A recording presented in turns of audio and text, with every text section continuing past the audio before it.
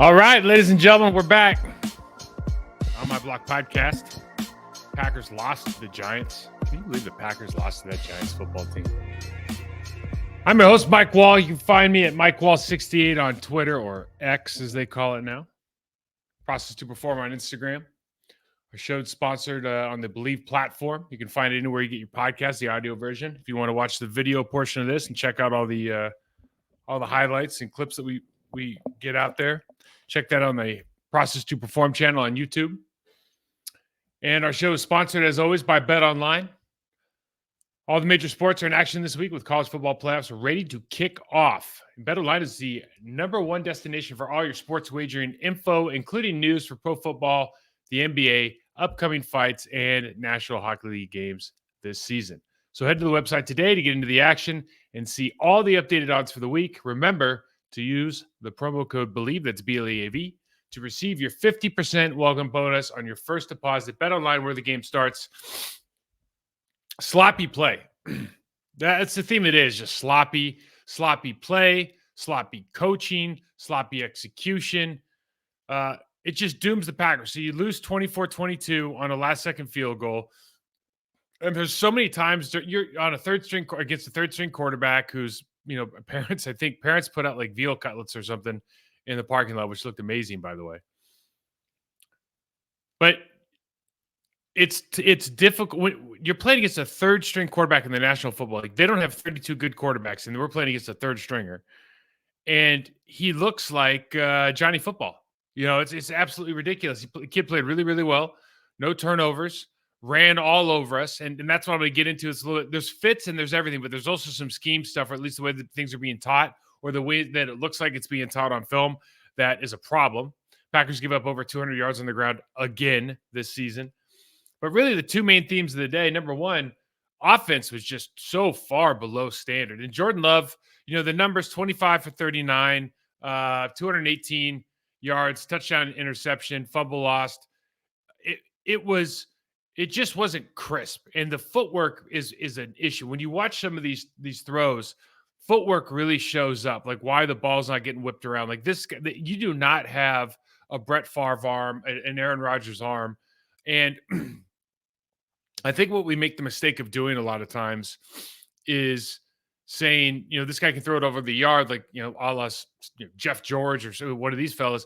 But the guys that can really flip the ball around, it's like the way they engage their entire body is just different. We might not, like, to the casual eye, you might not notice it, and they might not have their feet in the perfect position, but the way that they kind of torque and twist their body to generate force is just really special. And way too many of Jordan Love's footballs are floaters last night. And Aikman's thinking maybe it was the wind, and it's really just the ball's not coming out very well because their footwork's poor. And we're not, and because of that, I think the gimmies, the 5-yarders, the hitch passes are not there like they should be. You're not putting your people in a position to run after the catch like you should. And then you're still not connecting on those deep balls unless it's a contested catch. And obviously Christian Watson didn't play last night. So you have some opportunities for contested catches because you're hitching when you shouldn't, because the ball's floating when it should be on the line. And listen, you just don't have the guys on the other end. They're going to make those plays consistently. I think even when Christian Watson's there, he's made some plays this year, but you can't rely on that. Like it just has to be a better executed play. And I think, number two, the theme is the RPO game and the quarterback scramble game just murdered this defense. I mean, if you look at, Saquon Barkley had two big runs before that odd fumble we'll get into on film, but they held him in check the entire game until that last drive, or I guess the second to last drive. But the Packers are second to last in the league. We're giving up 148 yards a game, and Tommy DeVito, the quarterback's leading the Giants in rushing until the last 4 minutes. I think bigger picture, because again, you're thinking playoffs now. The Packers opened up a real can of worms, because it wasn't that, like, we'll show this on tape. The Packers, Joe Barry saw there was an issue and started making some adjustments, but the Giants already had that. Like, they're playing chess, we're playing checkers. They already had all the adjustments figured out. Like, oh, you're going to do this, then we're going to do that. You're going to drop a safety, then then we're gonna throw the ball. You're gonna spy you're gonna spy a linebacker. We're gonna hit the check down. Like, all of these things were already mapped out. And what it shows you is if you have to put, because we got a lot of young guys playing, we got a lot of back in the secondary. We got some guys that didn't start the season in those positions playing in those positions. And so when you have to lean on some of these guys that don't have the experience, and your pass rush was atrocious against a bad Giants offensive line, a line that gave up with Tommy DeVito 6 sacks to the New England Patriots the last time they stepped on the field. Patriots don't have a single pass rusher. Matthew Judon's not playing. They don't have a single pass rusher that I can name, and they give up 6 sacks. We had 0. And lane discipline, rushing over the top. I mean, Rashawn Gary, as much as I sing his praises, that's one of the worst games he's had, just from you should be beating the brakes off this guy. And not only are you not, you're running over the top and giving Tommy DeVito exits. So let's just check out the tape. Let's check out the tape before we get into everything else. We'll go sequentially here because I couldn't get this on my usual deal. So we went on the NFL.com. It turns out Jaden Reed's becoming our go-to guy. I mean, if you looked at motion, Malik Heath and Jordan Reed, or Jaden Reed, mostly Jaden Reed is doing all your motion stuff last night. Maybe, I don't know. Obviously, you can kind of figure out why he's filling that Deebo Samuel role in this offense. But he is the explosive player now, run and pass. I want to get this right. So Jaden last night has 4 carries for 38 yards. So that's over 9 a carry. Okay. Dylan's got like 3.5 a carry. All right. Patrick Taylor had a couple nice carries as well, but really, this is your go-to guy. This is it now. And he's just able to run away from this, linebacker. He's just doing a really good job. That's how you start. And second week in a row, you start off the game by giving him, 2 out of the last 3 weeks, he starts off the game by getting the football on an around jet sweep type of action. So what do they do now? They run the orbit. They fake the handoff. They give the ball underneath for the first down. They do this later in the game as well. AJ has a nice hole. Of course, when you're running Jaden around that much, eyes go to the backfield, all the turnaround handoff stuff. You don't really know where the ball is. And what AJ really needs is an open hole that he can see now and hit now. He doesn't want to jump cut or do anything in the backfield. Using motion now, we show that by using Jaden, putting him across the football, they don't move. They just adjust by shifting over. That means that the safety down here, I'll go back to the circle if I can. There we go. So we're using motion by putting Jaden Reed across the ball because they stay. They don't chase him. Now we know who's got flat and who's got deep contain here. So now you know that Tucker Kraft, who had a great game yesterday, probably his best game as a pro from a receiving standpoint. I don't know about blocking. But now you know who he has to beat. He has leverage already. Gets down for a 7-year game. These are great. This is a great way to start the football game. But unfortunately, sloppy footwork starts showing up with Jordan.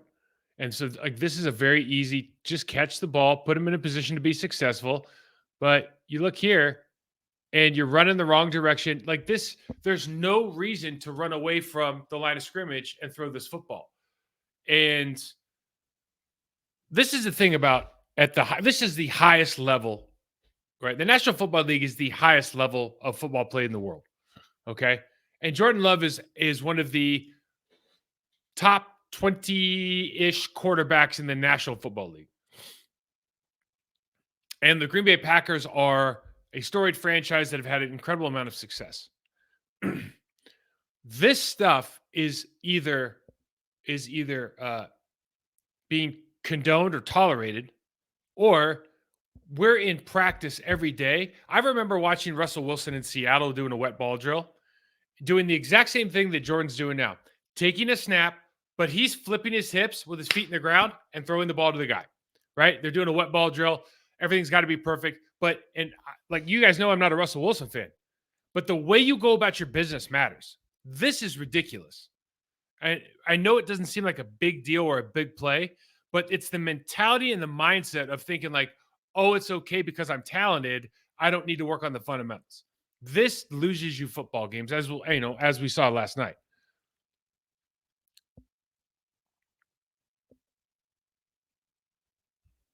Again, you're stepping to the sideline, and like anybody who just stands up and throws any kind of ball.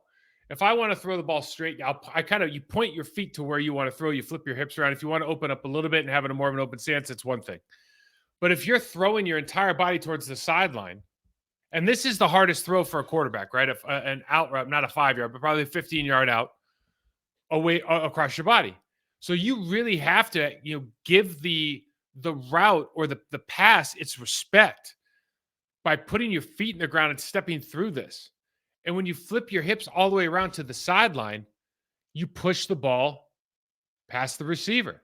It's inevitable. I mean, this is it's just how it works. It's physics. It's not me being a bad guy. It's not, a fan saying this guy's no good. It's physics. This is what happens. So we give the ball over to the Giants, and this is a theme early in the game.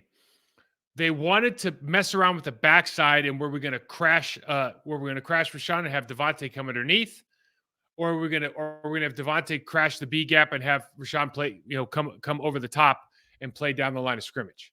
Okay, what it does, and what it really did all game, was it put this real onus on the front side to defeat a block, particularly Isaiah McDuffie. We'll see they're pulling around here.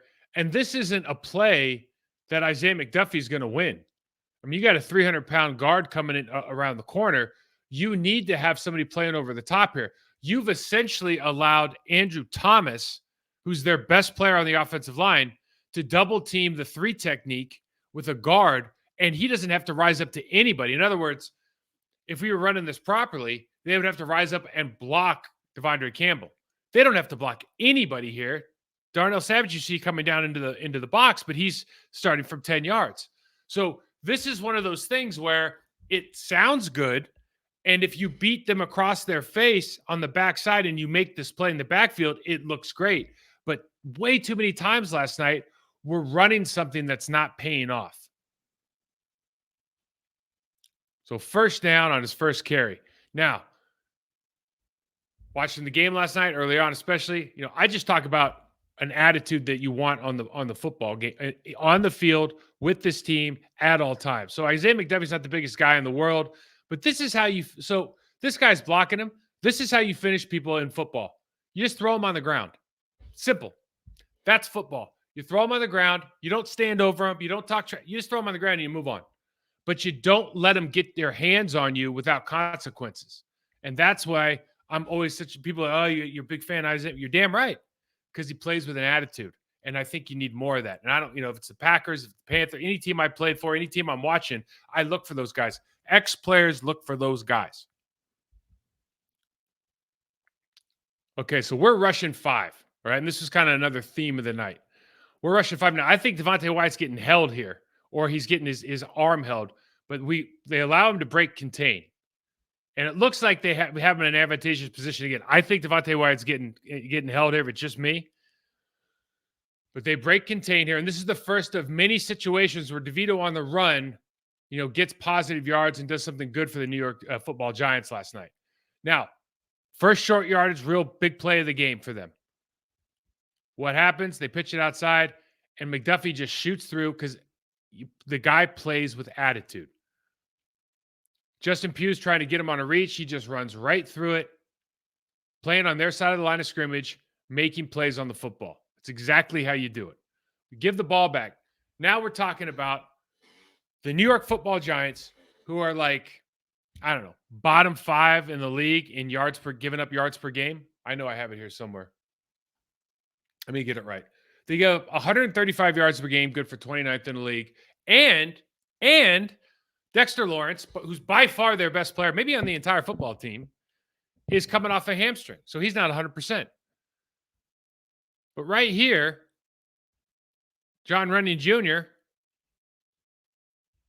you can't get pushed back on the line of scrimmage on an outside zone. Now, you could say, Mike, why is Josh Myers leaving John Runyon Jr. by himself on what clearly now has become the focal point block and the hardest block in this game, because that guy's playing a head-up nose tackle. Why is he slipping through to help Elgin Jenkins? Well, maybe that's how they run it, which I would doubt, but maybe. Or maybe Elgin made a call. They thought there was going to be a spike. I'm sure that John Runyon Jr. knew that was the deal. You can't get pushed in the backfield because now AJ's got to stop his feet. Your guy ends up making the play, and it's a bad look. And there could be a million reasons. Look, if they double team that nose tackle, that play probably goes for 5, 6, 7 yards. But they didn't. They chose to do it that way, and that's a very difficult block that, quite frankly, he's not going to get 19 out of 20 times. We go back to sloppy footwork at the quarterback position. It's not like you don't have, like, the kid's got presence. I'm not, young man, I'm not down on Jordan Love at all. It's just this has to get fixed, right? Your feet can't be parallel to the line of scrimmage, and you're trying to throw the ball downfield up to the sideline again and miss easy throws. It just can't happen. And has nothing more to do when at some point during practice or what, this has happened the entirety of the season. So either he is really, really bad at throwing off his back foot, he's just never going to, like, he's not going to learn this season, or they're just not addressing this. They're not, in other words, they don't have like Frank Reich was a great coach for Carson Wentz back in the Eagles days because he was really big on footwork. When Frank Reich left, Carson Wentz's footwork left with him, right? And he never got it back. Okay. You have to have somebody in the building that's going to have a real attention to detail. I'm not saying they do or not. I'm just saying it's showing up on film that nobody's helping him get right. It feels like the Giants and the Packers are kind of in the same situation with the same play sheet. And I said this a number of times during the game last night. Like, man, they're running the same. Like, the teams are running the same stuff. So they're going to run the end around here. And they did this a number of times as well, very successfully with Robinson.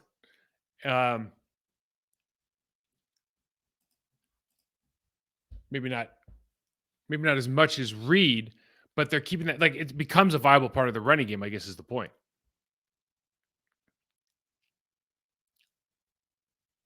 So you see big Dexter Lawrence here, and you've got a under center running situation, down block. I think Jacobs is trying to down block him. And so there's a couple things going on here. Let me back this up. So you're doing a guard tackle pull, okay? Now if you're Josh Myers, number 5 is Kayvon Thibodeau, was the first round pick last year. Like, you know who he is, okay?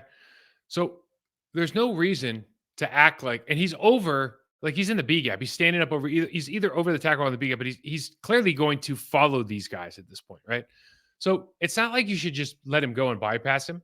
Even if your responsibility is maybe the backside safety or linebacker, like, when that guy gets down to a certain point, you have to understand that the tight end's not going to be able to block him. Or maybe he's not even trying to. So Myers just kind of bypasses. Maybe he just whiffs. And it looks like he's trying to go for the backer. I don't know. But he bypasses Thibodeau. So Thibodeau's on the back pocket of Zach Tom. And then Jenkins is trying to down block on Dexter Lawrence, which, just believe me when I say, is a very, very difficult proposition by one-on-one. So this play ends up just having no chance. And this is kind of the theme of the year, really, for Green Bay, is like, where do you really need to improve offensively? Well, you got to establish a run game that isn't, just jet sweeps and end arounds. Like, you have to be able to, if it's gaps, if it's pin and pulls, if it's zone, got to be a man block. You got to be able to hang your hat on something.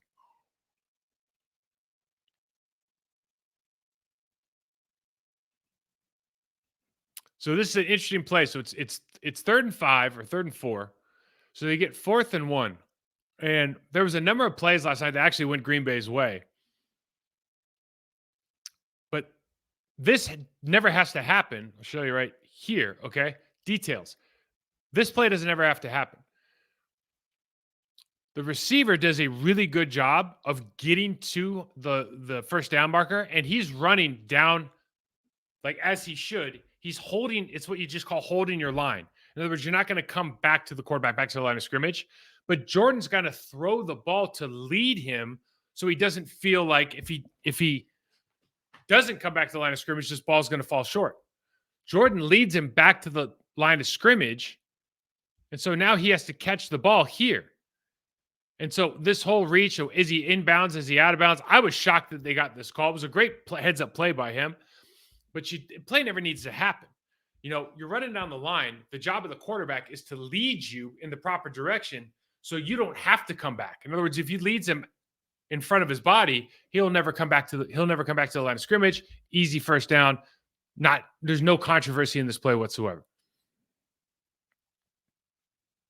This is right off the tape. We talked about this last week on the preview. Their linebackers play deep, and especially in under center play action stuff, when they go, they'll get 15 yards deep immediately. Sometimes they'll even turn their backs. So they go under center play action. And what does that mean? That means there's tons. You see checkdowns. There's no defenders anywhere near him. So AJ gets to this ball, makes one guy miss. There's no chance there. Trucking down the sideline. Biggest pass play really of the game early on in the first half, at least. And off of just simple, hey, send people deep under center play action. Your checkdowns are going to be wide open all night because these linebackers like to play in the deep zone, in the middle zones. So great job. And this is kind of like Jaden's turned into this Debo. Like, I don't want to disrespect anybody, but Debo's kind of the premier guy at this right now. But Jaden Reed is becoming that person in this offense, and he's just perfect for it. I mean, he's a very, very strong runner. He's much more powerful maybe than he looks when you first take a glance at him. Great speed and agility, and really just seems to have a feel for the running game as well. So we give the Giants the ball back. We're rushing 5. And listen, the idea is, okay, if you're going to rush 5, they're bringing Divider Campbell here. If you're rushing 5, you see our linebackers are dropping into coverage. Why? Well, if you bring 5, then you should feel very confident that there's nowhere for the quarterback to go. And for whatever reason, you can see that from the bottom, you see Kenny Clark's on the bottom, and you see the next 2 defensive tackles are almost stacked on one another. And you can kind of right now figure out where the space is between Barkley and it looks like the right guard. And DeVito just takes off in one of many quarterback scrambles that ends up in very positive yardage, if not a first down, for the New York Giants. So McDuffie ends up making another tackle here on a second and short. This is, I think, the confusing stuff for me. So this is what you call a penny front. So 5 down linemen. And you look at the top, there's 4 receivers to the top of the screen. And you've shifted out your line. This isn't a penny front. Excuse me. This is just a regular 3-4. You got Isaiah McDuffie out. But why? If in an empty backfield, Preston Smith has to move over, even maybe to the point. In other words, maybe you move him over the point man there, the second receiver from the tackle. Because this is a numbers game.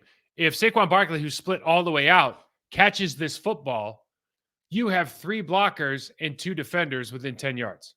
So this is a very, very easy first down if you walk out the defensive end, whole new ballgame, because not one of those guys can block Preston Smith. But again, there's got to be an adjustment probably on Wednesday or Thursday of like, hey, if we see this look out of base, like we know we're going to drop you anyways, so let's just go ahead and get out there because there's the quarterback's not going to run a sweep this way, or he's not going to run a draw to where you were. So this is a little bit confusing for me. And you see the safety coming down and trying to fit this up, but really this is way too easy. I mean, Andrew Thomas is able to get a helmet play side on Preston because he's under the impression he doesn't need to be all the way out there. And on a 3rd and short like this, when they take their best player and they put it out, they put him out behind 3 receivers. It's like, what do you think they're going to do? I want you to. We talked about this before. Remember this, but this is the backside of this formation. Tight end hipped off, quarterback in gun. We got near right, which means the running back is to the tight end side. And watch how they play this. I'm talking about the Packers. Now, Rashawn Gary is playing square. The suggestion there by playing square is that he is going to read this and try to come off for the quarterback, okay? That's his suggestion. Otherwise, he would just go crash the quarterback and, excuse me, crash the running back. And when the quarterback pulled, it would be Devondre Campbell or somebody else's responsibility. The thing here that's confusing is everybody kind of follows the quarterback. Maybe they read the read early. But remember that play because they come back and do the same thing and pull it, and it's a real problem. So the thing about crashing your linebackers and playing aggressive is, and this is what this is what the Giants are counting on, is that Isaiah McDuffie, Devondre Campbell, they're going to go play hard to the line of scrimmage on run action, and you're going to be able to have little pockets of space where if you can beat the cornerback and get the ball before the safety can adjust, you're going to have some opportunities to make some intermediate throws. And this is exactly what they do. So again, I just think from a coaching perspective, Daboll and the staff did a really nice job of setting this kid up for success. Still got to throw the ball, still got to catch the ball though, right? So we're rushing 5. Again, they're bringing McDuffie on a blitz around the edge. And when you're rushing 5, now you got checkdowns all over the board. So Devondre Campbell, if I back this up, Devondre's backing into his zone. Again, you think you're going to get home here. And you got guys rushing a little bit high, but he comes right down the middle again for a first down. Think about the amount of times this game where the quarterback was able to escape immediately towards the line of scrimmage. It's a big deal.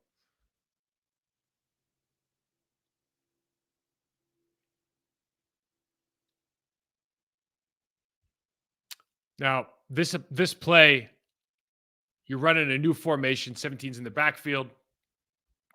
I think you got Saquon leading here. And I think McDuffie just gets caught with his eyes catch him. So Van Ness is reading the quarterback, and McDuffie thinks this is going to hit right off Van Ness. And I don't think he understands that 17 has the ball.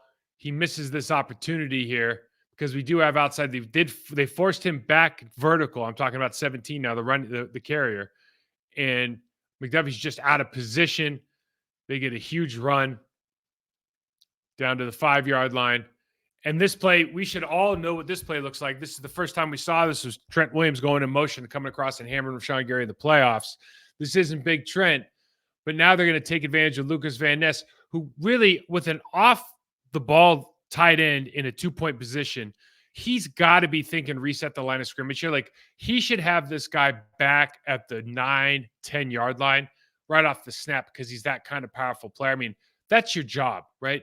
And so what happens here is it ends up being just a car accident at the 5, and 64 comes in and just cleans house. Everybody goes down. They collapse the end. I mean, this is a disaster over there on the far side, and a lot of it's just because we're catching and we're not resetting that line of scrimmage. Like if you're a D end, and again, I don't like that he's playing in 2.0 all the time, but you do what you do, and you got a tight end off the ball in a 2-point stance and he's attacking you, dude, it's like I'm resetting you at least a yard back because that's just what I'm going to do. And you can try to run around me or this would kick me out, but it's going to be at the 10 here. It's not going to be at the 5-yard line, for God's sakes. That's the easiest touchdown Saquon's going to have all year. Again, not a great ball thrown off his back foot. Wicks, just an elite level athletic play here. See a little bit of a push off, who cares? But you talk about body control, man. That is really something special. I say you can't win like this. What do I mean by that? Okay. So it's 3rd and short. And we've been talking about having Jordan Love pull the ball for weeks because it's been there and it's there right now. So now you got Tucker Kraft running on a cornerback, okay? You've got everything else sealed off. Kayvon Thibodeau had his chest towards the center until a split second ago. So he's not running right now. He's turning and beginning to run. So you have leverage everywhere. If you're Jordan Love, there is no room to slow up here.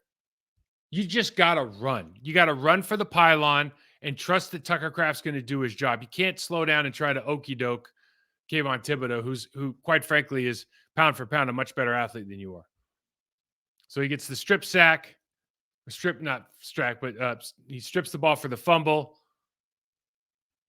And then luckily, the Green Bay Packers are playing some good, base run defense against the running backs at this point. They go full house backfield, and lateral runs suck, man. I don't care what team I'm watching or playing for. Like if you're, third or fourth down and short, and you're doing these lateral runs, man, I just don't. Time and time again, they just get blown up every play. And shout out uh, to our guy here. Who made, is this Eric Wilson who comes up 45? Eric Wilson and McDuffie come up and stuff this guy behind the line of scrimmage. I think, man, McDuffie finishes off. A good job by Eric Wilson, filling the lane. Big play for him. But really, if you're the Giants and it's like, why are you running Saquon Barkley at a fullback position across the ball? So Jordan again,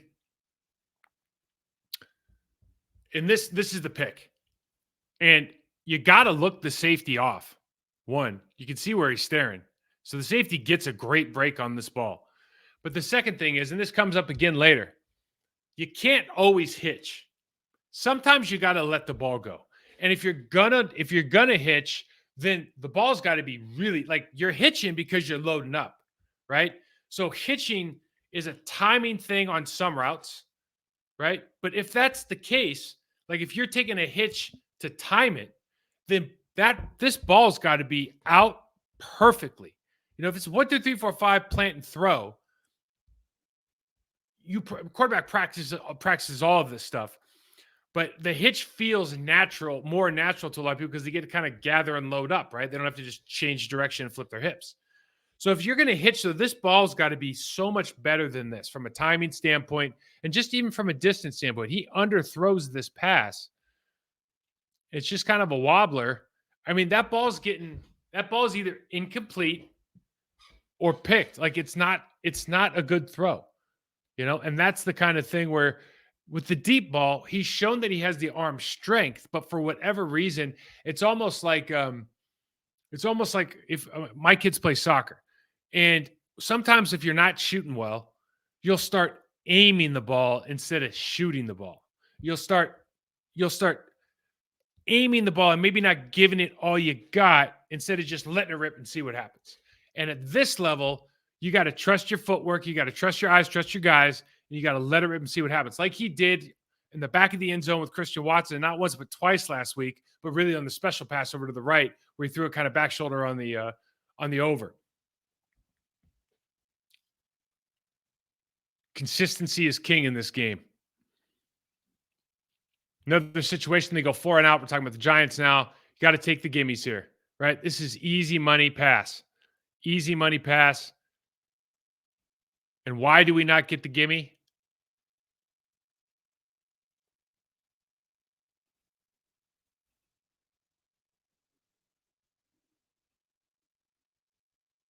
Sure what happened there, guys. Let's try it again. All right. Right here. This is a gimme route. You just got to hit it. Like there's nothing to think about. Just do it.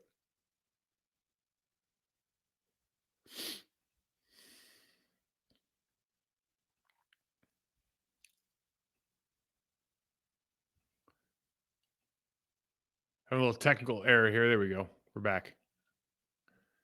So on this play, I just want to point this out because it's the difference between success and failure. Sometimes, like, you don't realize it. But on this play, the right guard, I think this is Sean Ryan. I could be wrong, but I think this is Sean Ryan. He just whiffs on a what's that guy's name? Isaiah used to play for the Arizona Cardinals. Isaiah Simmons. Yeah, big, lanky linebacker, super good athlete. Just completely whiffs on him and has Patrick Taylor in the backfield. But Patrick breaks through, gets going. Because of that, we got this great, all of a sudden we have a really good run.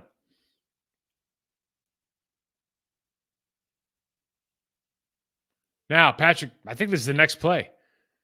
Driving down and just a mental error. And listen, we can all sit here and go, oh, but look, they had 3 timeouts. Like they weren't going to, this has nothing to do with scoring a touchdown or not scoring a touchdown. It's Matt LaFleur comes over and he's calling the timeout and he's angry and he knows, Patrick Taylor knows he made a mistake, but It is what it is. Now, you want to talk about a guy not getting superstar treatment? This Tommy DeVito kid, man. First of all, what is Rashawn Gary doing right here? Man, don't get above the quarterback. That guy is a backup to a that guy's a backup to arguably the worst pass blocking right tackle in the league. This guy's better, to be fair. But where are you? As this is the game. Like you should have seen money signs, you know? And because you go high and because you don't get to the height of the quarterback and collapse the pocket, he has a place to run. And we're lucky here because I start naming the quarterbacks who they won't give that to, right? Joe Burrow, Patrick Mahomes, Herb. Who are they not giving that? They're giving it to everybody. They didn't give it to Tommy DeVito. And I don't care if it was a foul or not. I'm just saying the way it looks, the way the NFL's going, the fact that they didn't call this, and then they had the guy come on TV and justify, it was like the referee could tell in real time that wasn't a foul. It's like that was a crazy call. And this is right here. You want to talk about angry?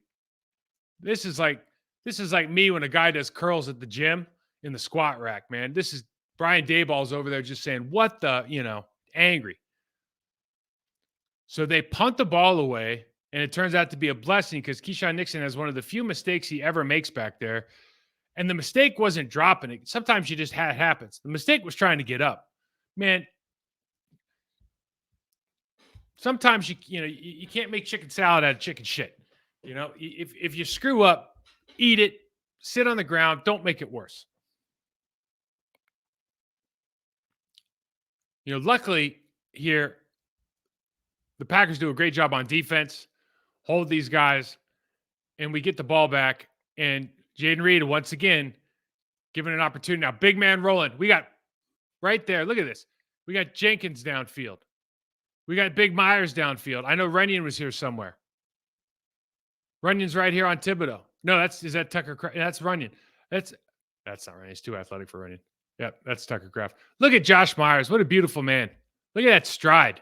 Look at that knee drive. I mean, almost full extension on his back leg. I bet he was a 100-meter sprinter in high school. What a unit. Awesome play. Okay, so the Packers come back now, and they go, all right, we're tired of Tommy DeVito running wild on us on a pass rush, so we're going to spy right now. So they walk Isaiah McDuffie down over the center, and they spy him, okay? But spying is, you might as well be what? You might as well be rushing 5 again. And if you're rushing 5, that means you're only dropping 6, and that means that there's going to be a lot more space, especially for what? Checkdowns, okay? So now you got this check down coming out of here on a 3rd and long, and they convert. And it's like the Giants just had answers, man. Tommy DeVito, so there's times during the game that he dropped back. You're like, dude, he's running. Like, he is definitely running. He's just waiting for you guys to get here so he can run. But on a couple plays, a couple adjustments that we made, they just turned around and said, okay, fine, you're going to do that. We'll bang out, we'll chip out, and we're just going to hit that check down. So they had answers for us. And listen, that's not like rocket science, okay? Everybody's going to have that kind of answer. But it's the sequence in which things happen and the time it took for us to figure it out. And then immediately, it's like almost as soon as we spy, it's like, oh, we'll just hit the check down for 9 and a first down. Now, I talked about this earlier, how we're going to play this RPO. Tight end hipped off, receiver outside. Okay, so we bring the safety down to play on the tight end. Okay, but he's not part of the run game.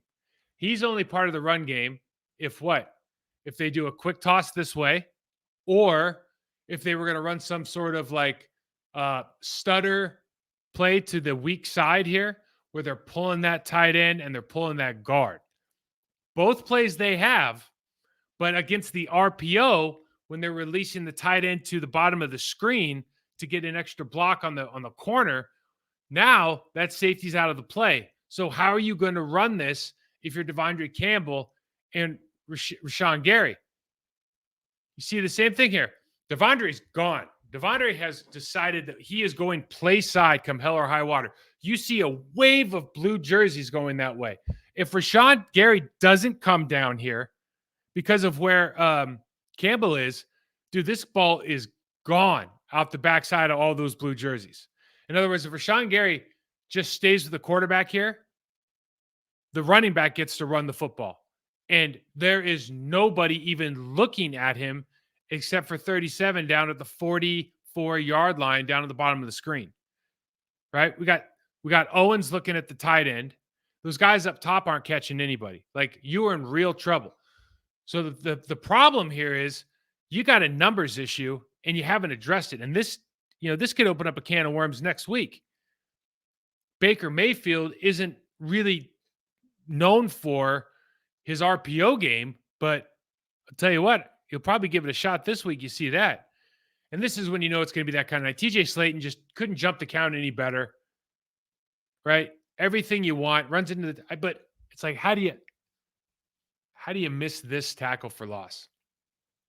First of all, I'm not sure you weren't offsides, but how do you miss this tackle for loss? It's just going to be one of those days, you know.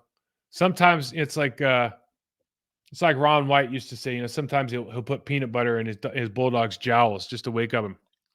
Going to be one of them days, Tater. That's in a good way. This is the exact opposite of that. That's like you put, something else in his jowls. It's a tough miss. So we get down here, and I think this is Rashawn Gary at the bottom rushing against this backup right tackle.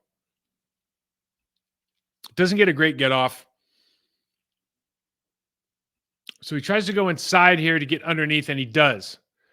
And we are spying. And so Rashawn has the option now, right? Because we have a spy, he has the option to go wherever he wants.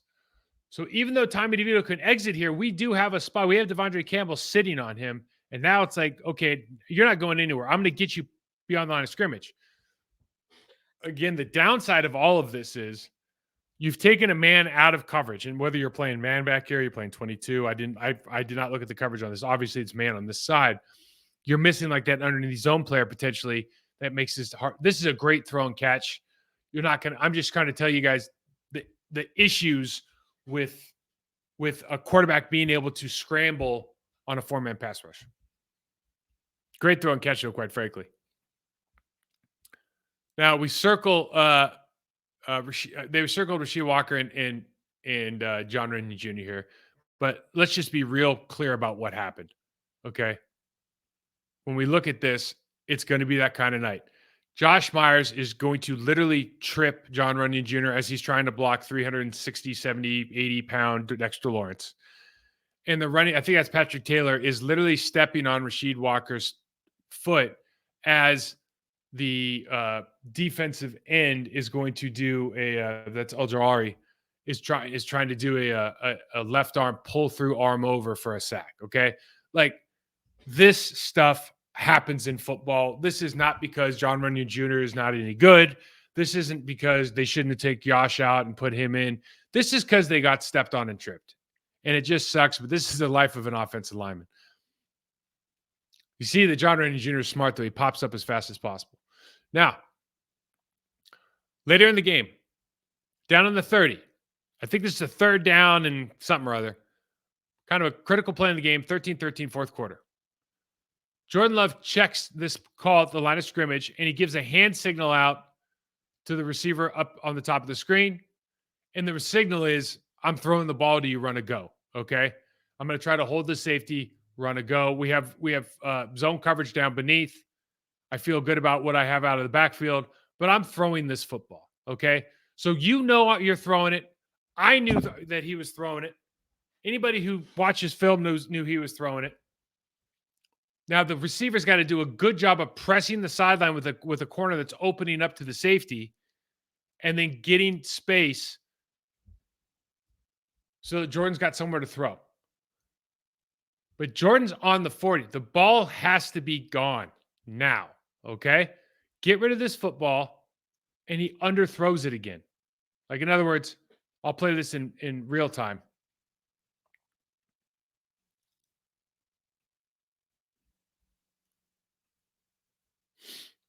The ball has to be gone. It's 1, 2, 3, 4, 5, or 1, 2, 3. Throw the ball. Don't hitch it. Throw it. And if you're going to hitch, man, because you're running out of room, it's got to be on a tighter rope. which is going to make the angle more difficult because the DB is going to be able to get up there. So you got to let this ball go with good arc and good pace earlier. And so you like the decision. You like that he's going through it. You don't even mind the placement. It's the timing that makes the placement poor. We saw this earlier. We got Devondre Campbell, Rashawn Gary. I think that's Rashawn, but it's an outside linebacker, defensive end on top of the screen there in the circle. We're doing this whole, one's hitting the B gap, the one's coming behind him, and they're trying to crash down. They've done a good job. They brought 17 in motion over the top, and that brings the safety out because he wants to have leverage on that player. And again, what this does is effectively makes it really difficult. You see Campbell's all the way upfield here. Rashawn Gary's coming underneath, but he's not going to be able to make this play because they're blocking back on the defensive tackle. This essentially makes it on a 1v1 with the defensive tackle.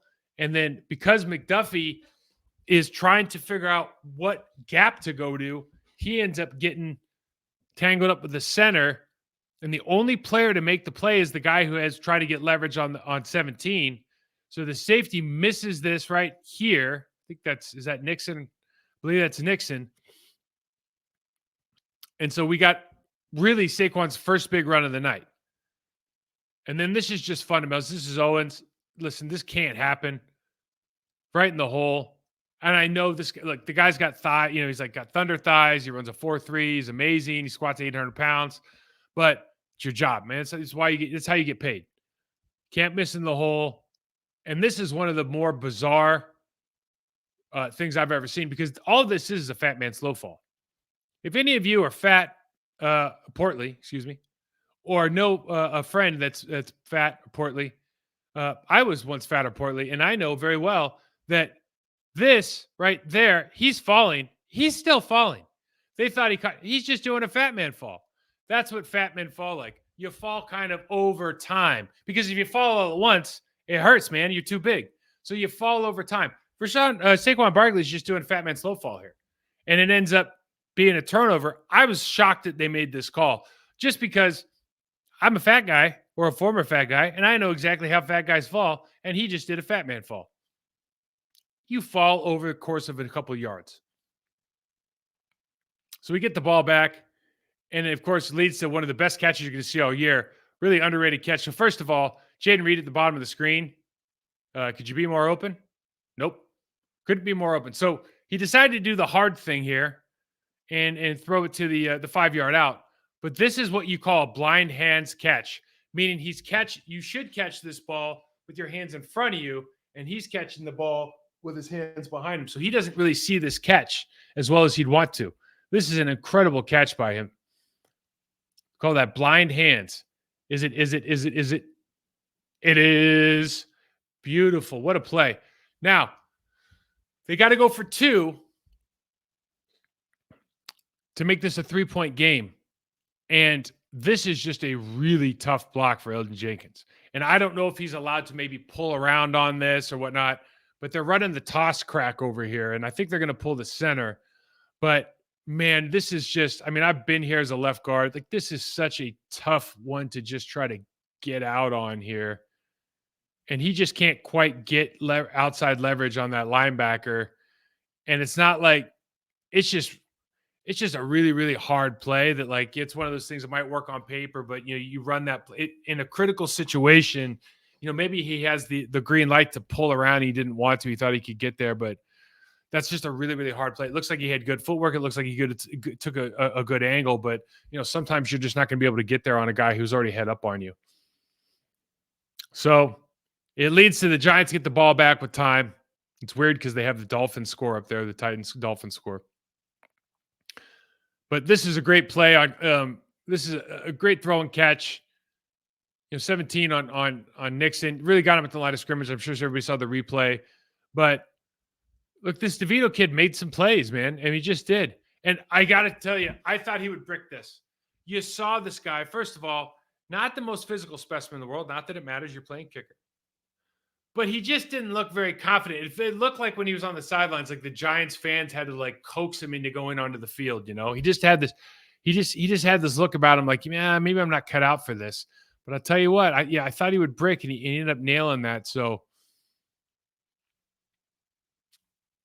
it's a tough sport. It is a tough sport. So let's hit it. What I got wrong.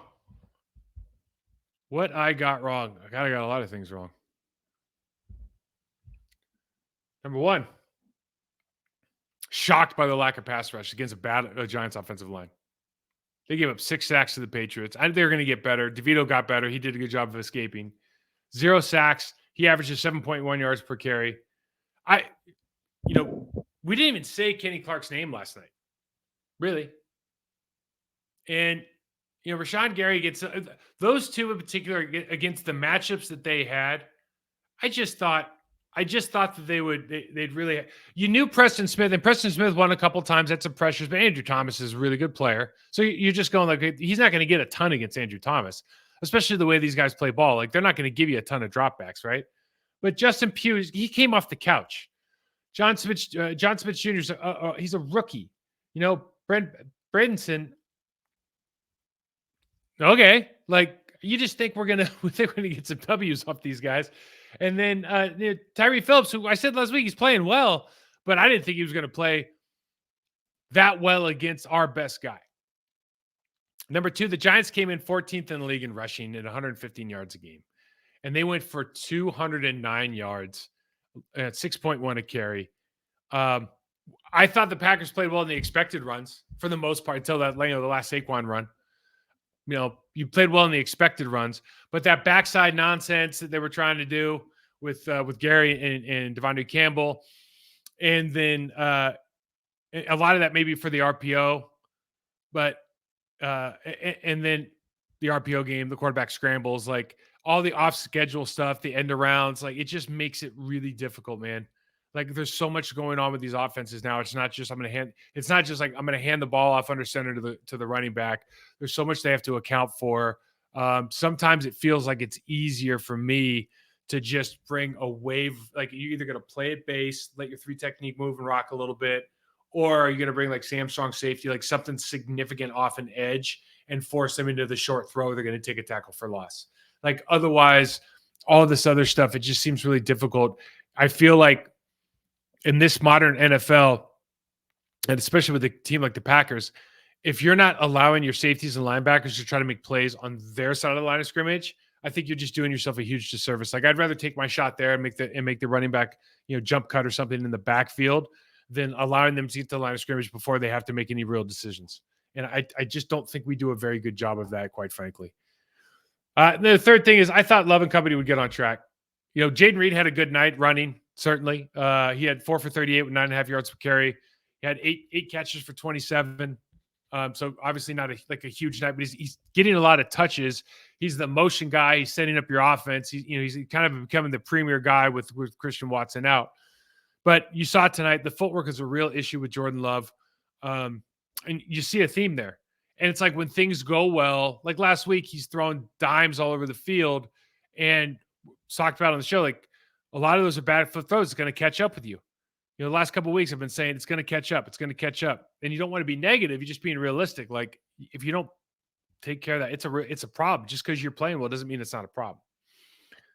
So the takeaway here, I think, for me is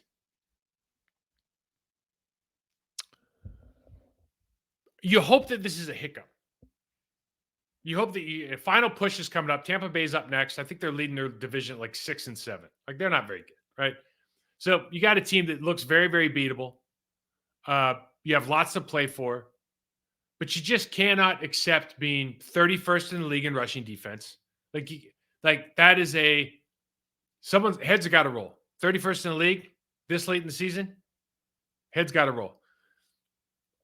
Cannot live as an offense with Matt LaFleur did another good job of putting Jordan Love in position to be successful. Jordan Love didn't show up. Footwork was bad. Too many errant throws. And I think it was 25 for 36. Like, people are going to go, it wasn't like 25 for 50, right? But a lot of these throws are so, for a pro quarterback, are throws that he's more than capable of making. A very talented quarterback, he's more than capable of making. So you can't, because of the poor footwork. It's like sometimes you have a bad day, but if your footwork's always bad and you're making bad throws. Some games you're making good. We're calling them good throws. Other games, it's like the throw to Dobbs last week on the 4th down, 4th and 2, and he throws it. He throws it, and everyone's going, "Oh, great read, great throw." And I go, "You got to catch. You got to throw it if you're going to catch it, but don't lie to yourself and say that it was a good throw, right? It's a bad throw. Like, it could have been picked off. It was more likely to be picked off than not.